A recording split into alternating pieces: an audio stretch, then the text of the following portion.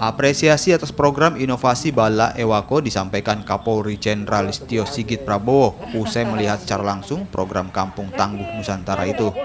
Pihaknya berharap program di Kelurahan Bulurokeng, Kecamatan Biringkana ini bisa tetap dipertahankan dan menjadi contoh bagi daerah lain agar bisa menekan laju COVID-19. Dari laporan yang tadi masuk, saya sangat mengapresiasi bahwa dalam kurun waktu beberapa bulan ini dari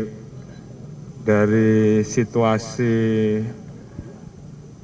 terkait dengan masalah angka COVID yang tadinya di wilayah sini masuk dalam kelompok zona merah, namun dengan kegiatan Balai Wako yang disiplin, ternyata bisa berubah menjadi zona hijau. Tentunya kami sengaja berkeliling untuk kemudian melihat mana kegiatan-kegiatan dari Balai Wako yang melaksanakan program 3M dan 3T yang betul-betul bisa dilaksanakan dengan baik, sehingga